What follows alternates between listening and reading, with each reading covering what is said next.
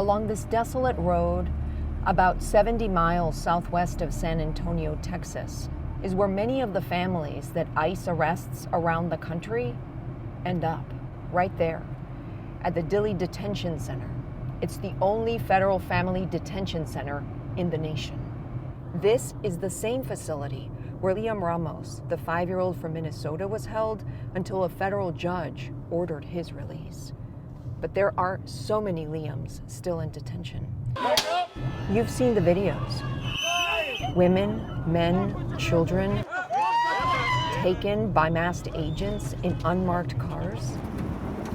We're not allowed to go inside Dilley, but we found a way to shine a light inside. This is Elizabeth Zardanatskelita. We talked to 9 women, some of them on camera, some off camera. None of them wants to show their faces or reveal their identities for fear of retaliation. But all of them describe the emotional and psychological torment they and their children endured in detention.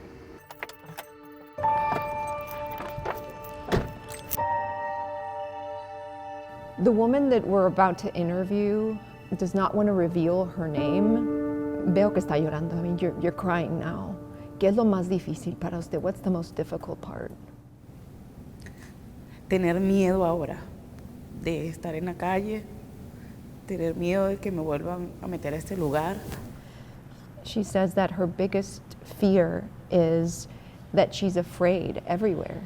She's afraid to be outside, she's afraid to be taken back into the Dilley facility, and that she doesn't want to go back into detention. That was Maria, a Venezuelan mother of a toddler. She says that she and her son were arrested during a routine ICE appointment in San Antonio in November. She and her son spent 2 months here in Dilley. Entonces usted sí lo vio. Sí. She says that she saw with her own eyes that there were worms on broccoli. ¿Y qué fue la reacción? What happened after that? No, él empezó a decir en inglés, el brócoli tiene gusano, no se coman eso. She says that immediately after that, the detainee that had the worms in his food started saying, don't eat it, and that she never ate vegetables in there after. Su hijo, ¿cómo está? How is your son? Todavía se despierta en las noches llorando. She says that he wakes up at night crying. No ha querido comer mucho todavía. He still doesn't eat. ¿Por qué la dejaron a usted salir? ¿Le dijeron? Why did they release you? Did they tell you? No, solamente me fueron a buscar ese día. She says that they didn't tell her why they were releasing her, but they told her that there was $5,000 that she could receive if she self-deported. Entonces le estaban tratando de decir que se podía autodeportar y le daban $5,000. Ajá, y eso no me afectaba ya luego para cuando yo quisiera regresar más adelante. CoreCivic, the company that operates Dilley, didn't answer our specific questions about this story, but the company defended itself, saying that all of its facilities are under federal government oversight. DHS didn't answer our specific questions either. Instead, the agency defended the federal government's treatment of families at Dilley, saying in part, all detainees are provided with 3 meals a day, clean water, clothing, bedding, showers, soap, and toiletries. Here's the thing. The detainees' accounts of conditions inside Dilley are corroborated by reports filed in federal court by the legal team that represents all children in federal detention under the Flores Settlement. That's the 1997 agreement that established the standard for the humane treatment of children in detention. In a filing dated December 8, 2025, these attorneys state in part, in recent weeks, conditions and treatment appear to have worsened with families, reporting horrific concerns, such as denial of critical medical care, worms and mold in their food resulting in children becoming ill, and threats of family separation by officers and staff. Court transcripts show that a federal judge asked ICE and CBP about these very allegations, and attorneys representing the agencies called the worms and mold in food an isolated event, and said that the denial of medical care was unfounded. The judge asked the parties to mediate. Shut it down! There's children in there. Just really want the people inside to know that there's people out here thinking about them and doing what we can. The Dilley detention facility has become a symbol of the federal government's confinement of migrant families with children and a place to protest against ICE. The situation escalated very quickly here with a clash between protesters and police. They threw canisters of something. I don't even know what it was, but I can feel it in my throat. Just peacefully protesting, and the crowd started getting smaller, and they still decided to come at us and push us out because they were afraid of what community can do and how our word was getting across. I saw the look on their eyes. And this is the fabric of our nation that we're tearing apart. If we don't speak up now, when do we speak up? What do we wait for?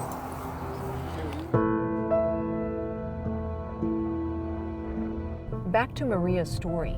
She says that after she declined the $5,000 offer from the federal government, they strapped an electronic monitor on her ankle and drove her and her son about 160 miles from where they were arrested in San Antonio, here to Laredo, Texas, on the US-Mexico border.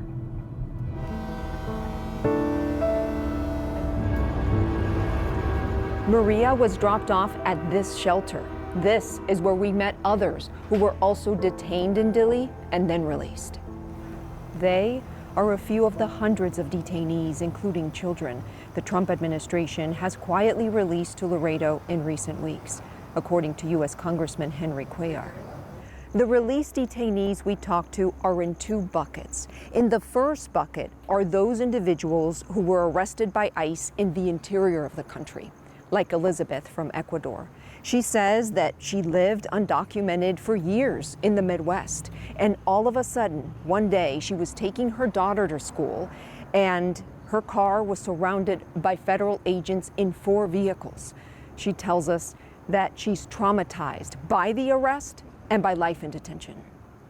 Hace rato cuando ellos me ponían a la esposa, me sentía, o sea, mi corazón se partía en 1000 pedazos, como dije. Yo no hice ningún daño, yo no vine a hacer daño a nadie, o sea, porque ellos tratan de esta manera como que fuéramos delincuentes. Y las mandaron por avión de Minneapolis a Texas. Sí. She says that they were flown from Minneapolis to Texas y luego las llevaron a Dilley. Sí. And then you went to the Dilley Detention Center. Sí. ¿Y cómo estuvo la situación dentro de Dilley? What was it like inside Dilley? Ahí también hay muchas mujeres con niños de 0 años hasta 17 años, o sea, toda clase de niños y mujeres embarazadas de 8 meses, eso es lo que también me dolía. Ahí dentro, o sea, hay mujeres que lloraban, hay niños que lloraban. ¿Se sentía el dolor dentro? Ajá, se sentía algo muy fuerte aquí dentro que decía, ay, ¿de qué estoy? ¿Dónde estoy? In the second bucket are those who were arrested shortly after crossing the U.S. southern border, like Keilita from Cuba. Can you tell us when you crossed into the United States? ¿Cuándo cruzaste? El día 3 de octubre. So you crossed on October 3rd del año pasado? Yes. October 3rd of 2025. Keilita says she wants to be a veterinarian. She was released from Dilley on February 3rd, 2026, 4 months after she crossed the border into the U.S.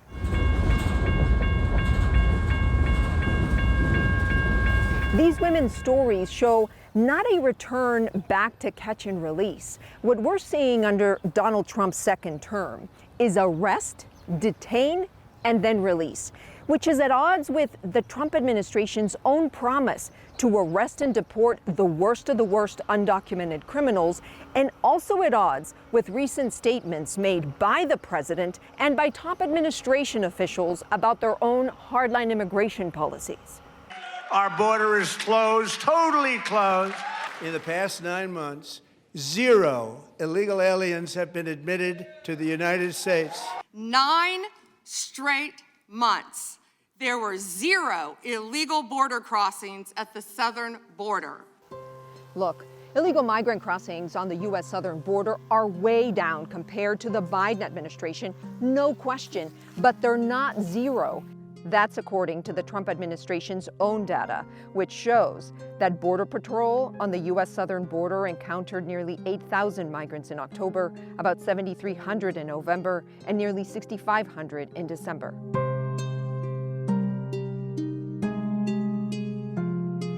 All this as the Trump administration has been releasing detainees to Laredo so quietly that even Trump ally, Texas Governor Greg Abbott, didn't know what the federal government was doing. We know because I asked him about it during a press conference. Now, you were very critical of the Biden administration doing that here in the state of Texas, dropping off migrants. Would you extend the same criticism to the Trump administration since some of the drop-offs are starting to happen in this state? Yeah, before I can comment on that, I need to learn about it because it's inconsistent with the information that I have. Because I know several things the administration is doing. I've not heard of them dropping off migrants. So let me learn more about that from the administration. These detainee releases could appear to be a softening of the Trump administration's hardline immigration policies, but all the women that we spoke with were released with electronic ankle monitors, which means that the federal government can track their location around the clock, effectively creating a pool of people who are subject to rearrest. To be clear, the use of ankle monitors have been used by prior administrations, both Democratic and Republican. But these women say that there's this added fear because of the immigration enforcement tactics used by the Trump administration. And here's the thing, rearrests are already happening. This is Zardana, a mother of 4 from Afghanistan. So you went to an ICE appointment, Yeah. got detained, Yeah. spent time in detention, Yeah. and then they freed you, released you. Yeah. Then you went to another ICE appointment, Yeah. and they arrested you again, Again, and yeah. put you in detention. Yeah. And now they just released you again. Yeah. How frustrating is that for you? I don't maybe but it's so hard time for me, my children. Why are they I'm arresting you tired of this over? government. You're tired of it. Yeah, I'm tired of this government. I'm so tired. All the recently released detainees that we talked to say that they had to figure out on their own how to get back home to their families, to places like Minnesota and Maryland. And some of them say that the federal government kept all their forms of ID, which made travel very complicated. Now, we asked DHS and ICE about this, and they didn't answer our questions, but it doesn't appear to be an isolated case. We did some digging and found that a federal judge in Minnesota expressed frustration with ICE for releasing detainees without their forms of identification, and even ordered the federal government to return the forms of ID back to a released detainee. For Maria, the road back to her church family in San Antonio was an answered prayer. This is the moment where we truly come together, connect with one another. Her pastor asked us not to show the outside of her church because in recent months, 22% of her congregation has been picked up by ICE. That's 14 adults and 4 children. Maria was the first member of the church to be arrested. To me, it feels like a natural disaster in slow motion, or pastoring a church in a war zone. You know, people just randomly disappearing and you never know who's going to be next. And they never come back, most of them. Pastor, what's it like looking into the eyes of a child whose parent has been detained and you're having to explain to them that their mom or their dad is not coming home tonight? It's heartbreaking.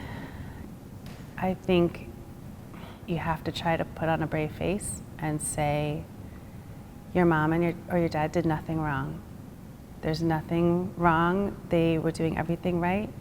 And we just have to trust and believe that they're going to be okay and that one day you'll be together again. As a pastor, how do you provide words of hope? The most important question I wrestle with every single day, and it's gotten harder as we've come through this time, because there's very little to be hopeful for. You know, if you see one person detained, you think, okay, we can get through this. We are going to, just pray all together. We're going to support the family, and then by the 14th person, it's really hard. For Maria, freedom with an ankle monitor is freedom in fear. We're in Maria's home, and she's showing us the ankle monitor that the government put on her leg. She says that whenever it's fully charged, the light goes green. The federal government knows exactly where you are at every point in time. She says that she's not doing anything wrong. She goes to church, she goes to work, to her son's school. But either way, she says that she feels that she's being tracked. And she feels afraid because she doesn't want to return to detention. She has a rosary hanging from her steering wheel. I asked her why, and she says that she's always praying, always hoping that God's going to be with her. We reached out to the White House about the story unfolding on this desolate road in the middle of nowhere, about the administration's apparent shift in policy, about the rationale for the detention and release of migrants given the president's promise of mass deportation, and about the administration's use of ankle monitors. But we didn't get a response.